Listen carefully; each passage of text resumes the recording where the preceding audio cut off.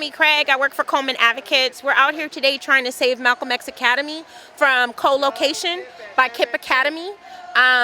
We just want to keep our schools for our children in our community.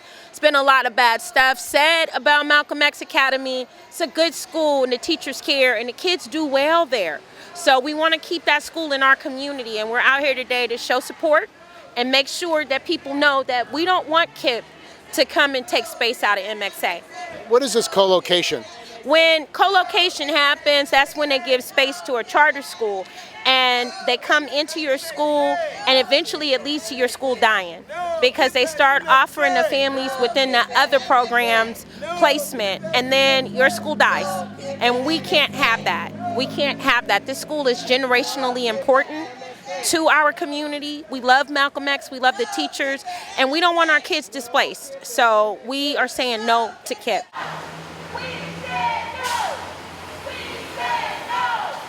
Well, my name is Tim Piernan. I'm the third grade teacher at Malcom X, and our school site was chosen to be hosting a charter school, for-profit charter school, KIPP Academy, and so we're fighting against the invasion of our public spaces by for-profit schools. So we're all just standing together. It's under Proposition 39? Actually, I think it is related to Proposition 39, but I'm most concerned about the way that it's taking over the climate of our school and basically cherry-picking students for reasons that are not appropriate for public school systems and having. You're worried about how it'll affect the school if they go in there? Absolutely. And well, as of right now, they have. Our school is struggling to get enrollment because of narratives that are outside of our control. When we bring out an outside agent like KIPP, you further create the narrative that public schools aren't good enough for our school systems, when in reality, we have amazing systems, and it's not really the rap that we're going for. Well, KIPP is related to the Fisher Foundation, the KIPP Foundation, John Fisher Gap Foundation. Okay. Were you aware of that? I'm not aware of that, but I support the way that it'll be affecting our school systems, and especially the attitudes that our students have around success and what it looks like at our school, and basically a separation between these two different elements at our school. And what does it mean when another school moves in? Is that pretty disruptive, or I mean, what? From what I understand of other schools in the Bay Shore that have brought charter schools into the environment, they've created a different type of environment that causes a separation between students that can go to the charter schools and students that can't. And we don't really believe that students should be able to, or that schools should be able to cherry pick students, and instead we want to be teaching all students. So it'll be creating divisions in the school. Yes, that's what I believe, yeah. Do you think charter should be allowed in the state? I think there's a place for a charter school. I don't know if in public spaces at schools where we are struggling to get enrollment is really the place that should be happening. Not for sale. We're not for sale. We're not for sale. My name is Tanya Alexander, and I'm here to support my grandson. This is the school that he attends. It's a school that's been in my family for a long time. My parents went there, I went there, my children went there, and now my grandson. I think it's a good school, and I like the small classroom settings. And turning it into a charter school, I don't think will be a good thing. You think it's part of privatization? You know, private schools taking over everything and picking and choosing who goes? Yeah, and I think it's unfair to the children in our community because they're being pushed further away from home and further away, and they can get a good education within their own community. And the KIPP Foundation, who is that? Is that John Fisher and the Gap Corporation? I believe it is, yes. They have a lot of money. Yeah, so they can find somewhere else to go. My name's Gina Bissell. I've been teaching at Malcom X for 31 years. Long time. Yes, and I am a reading specialist there right now. And we found out on May 1st that the school board made a last-minute decision to give KIPP, the charter school, some space in our current school. So next school year, we will have TK, kindergarten and first grade from the KIPP Academy moving into our space at our school. We have to give up six classrooms and an office space and basically coexist together, and we are saying no. Our kids in the Bayview deserve way better than that, And we are here to fight the school board and let them know that it's not okay for them to pull this over our heads at the last minute the way they did. And what would it mean for your school to have another school like a charter in that school? It would disrupt our schedules, our curriculum, as far as a lot of the rooms that we use for interventions, for working with special needs kids, our music program. It would affect our after-school program, and so on. I mean, we have a lot of need for those rooms. We use every inch of the space in the school. Prop 39, they're saying they're required to do that under Prop 39? Yes, so originally what happened is, I guess the state, the Prop 39, yes, they do have, I guess it's a state law that says the city has to give a percentage, all the big cities, to some of these charter schools. Written by the charter billionaire. Exactly, which we are totally against Innovate, who is backing KIPP Academy 100%. So they have been going out into the public, for what we know, for several months or a year now, saying that KIPP Academy can do better than Malcom X Academy and all the schools in the Bayview. And I can attest to the fact that we have some of the highest scores at Malcom X Academy in the Bayview. 80% of our children are reading at grade level. Our fifth graders last year, with the SBAC, which is the state standardized test that they need to take, scored higher than the KIPP Academy fifth graders. So we have these statistics, we have this proof.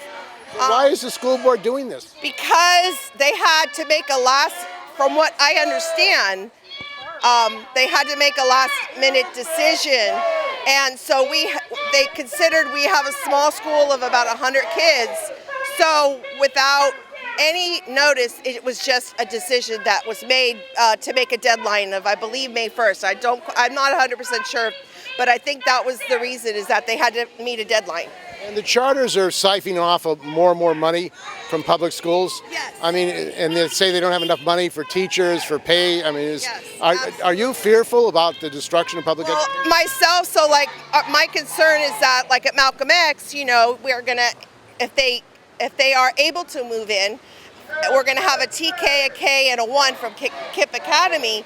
What's going to happen the following year? Where are those first graders going to go at KIPP Academy? They're going to want to go to second grade or third grade, and they're already got their foot in the door at our school.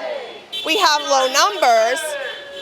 I mean, we don't know what's going to happen. The district says this is only for 1 year, but politically speaking, there's always the chance that they can take over our school.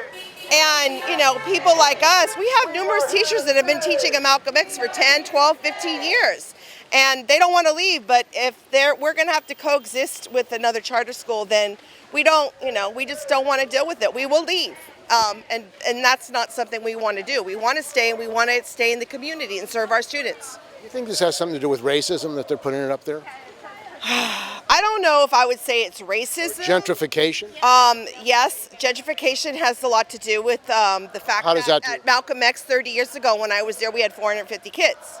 So there's a lot of things that have happened over 30 years where, we lost 50% of our kids to the movement when they gave out Section 8 housing to Treasure Island. And they opened up a Treasure Island school. And then that Treasure Island school was not successful at meeting the needs of those kids. Over the years, it fell apart, and they eventually closed Treasure Island School down. And we're thriving at Malcom X. So, I know that San Francisco Unified has a high school, an alternative high school called Civic Second Civic Alternative School, where they're allowing 15 kids in a cohort to not only have a teacher, a classroom teacher for each 15 kids, but they're giving that group a special ed teacher and a social worker, LSP teacher. So if they're allowing that at the high school level, to have that smaller class size, which is what we have at Malcom X, we're saying, why is it okay there, but not at our school? And, we're trying to stop the path from education to prison. We don't want that. We want to make sure that our elementary kids are successful. They go on to middle school and high school. If everybody taught the way our teachers taught at Malcom X, I think that our kids wouldn't need, when they got to high school, these alternative schools. Apparently, the new school deal was not approved, so we thought we were in the clear as far as not having to share our school with a charter school. And somehow, some way, at the last minute, the board, the school district, had to make an executive decision to meet the deadline to give the charter school the space that was ordered to them by the State Board of California. And so that's where we are. We've had 1 week to organize and rally and try to figure out what we can do to make them understand that we don't need to coexist with a charter school.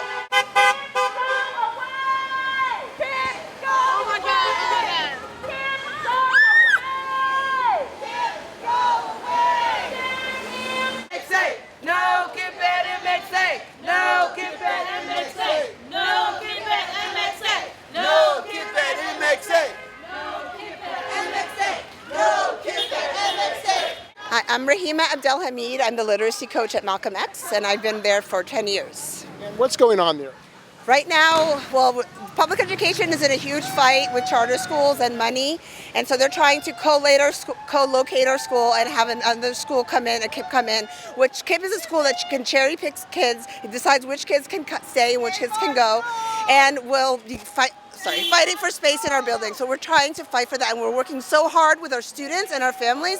We don't want to have that taken away from us. It would definitely destroy all that we've done, and it's setting us up for failure. So just as we're starting to do well, now all of a sudden they're going to throw an obstacle in our way that's going to take us down. And that's not fair for all the hard work that we've done, our families have done, and the community has done. Why are they doing this? Money. I would say money. If I'm going to be honest, there's lots of money in charter schools, and so why not try to infiltrate public schools? And I'm very anti-charter, this charter school movement, and especially when it's trying to displace the public school. These billionaires that are behind the charter schools in San Francisco, John Fisher, the Gap Corporation, that's funding charters. Do you think that they really care about what happens to the Malcom X school? I do not think they care at all what happens to Malcom X, but I know that we care and that we're going to fight for it, and we're going to do everything we can to make sure that our kids are protected. And the State Board of Education approved it? The State Board of Education did approve it, yes. Who do they represent? Charter people on the State Board? There are charter people, and the politics are all crazy, but all I know is that I'm representing the students and I'm representing the families, and that's what I'm trying to advocate for. You want to save the school? I want to save public education, definitely. And do you think there should be charters in California? I do not think there should be charters in California. I think public education is the way to go. I think with the Betsy DeVos movement and that whole movement is really sad, and I think we have a right to public education, and all of our students have a right to public education. Hi, my name is Linda. I live at this place, and I'm back again. But I'm back because it really hurt me that I fought for some doors at Carver and Malcom X and stuff. I feel like if y'all bring in these charter schools, you're affecting my child's health. And I feel like because if you overcrowd the school, that means that you bring in more different sicknesses and all this because the kids are overcrowded. You're going to have a lot of kids with disabilities and all these problems. And I feel like when you overcrowd, you bring stress to people, to kids.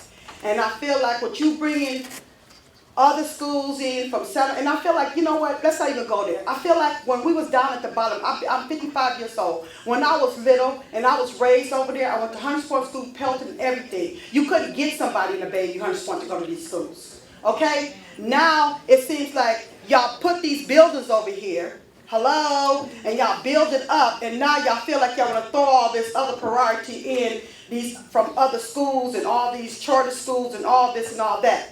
And I feel like, why would y'all want to overcrowd us when I feel like our test scores and everything, we improve it, and you want to slap in our face now that we're trying to do good, now we want to bring y'all back down. I don't feel like we should have to share something with another facility, so more schools and my kids should be, uncomfortable knowing that now my daughter walked downstairs and upstairs, it's a whole different environment. That's sending miscommunication to my daughter. And I don't like that because the simple fact is that When I have my own room, I want my own room. I don't want my brothers and sisters to have to come in my room. My door's closed, my door's closed. And due to the fact that my kids been at Harvard and my kids been in the Bayview and Malcom X, I feel like y'all should not have the reasons to come in there and throw us out of there for other people. Because sooner or later, y'all gonna throw us out and keep them in. I have a problem with that.